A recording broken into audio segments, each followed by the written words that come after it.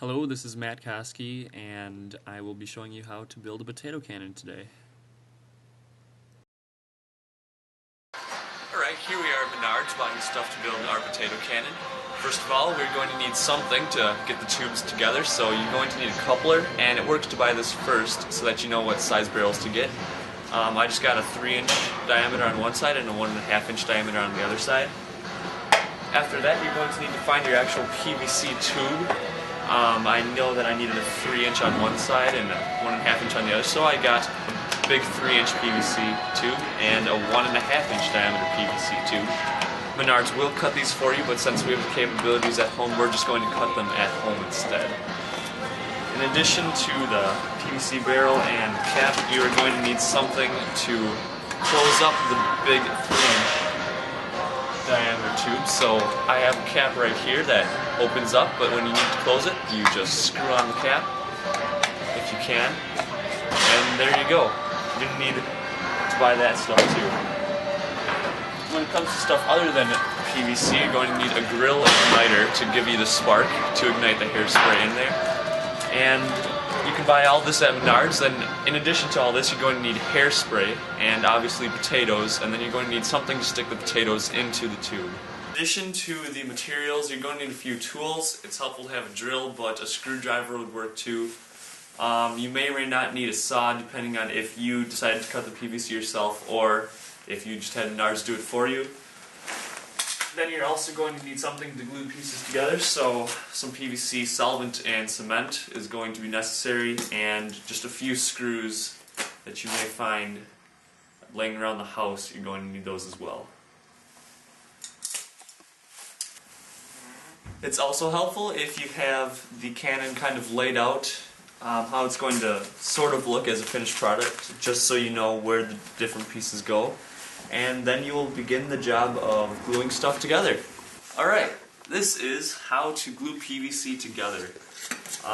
You will have some sort of primer. I have the purple primer because it's a nice purple color, as you can maybe see.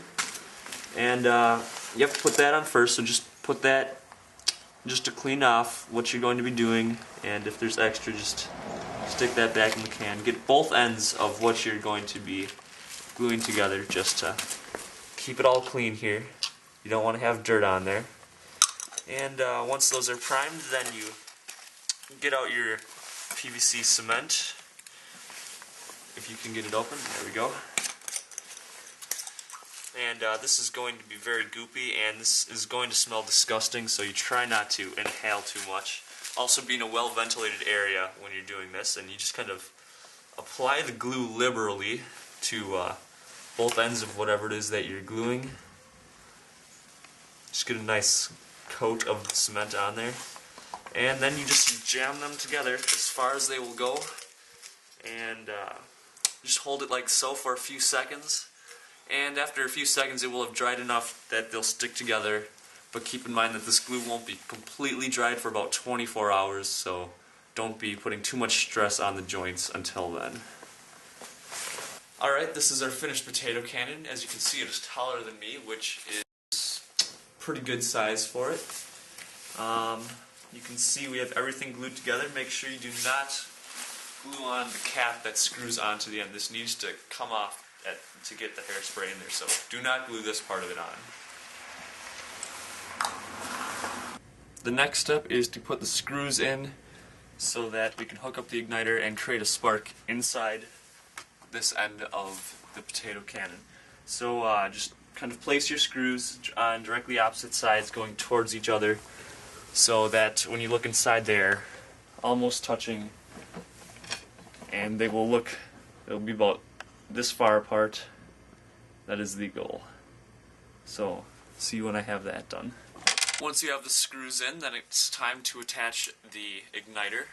You just have a lead coming off of each terminal of the igniter, and those end up down here attached to the screws. Somehow we just took off the end of the wire and just put metal on metal just so that we have some electricity going into the screws. And then the goal is to get the screws inside to be the things that are sending electricity across, and as you can see, we got sparks going across the screws.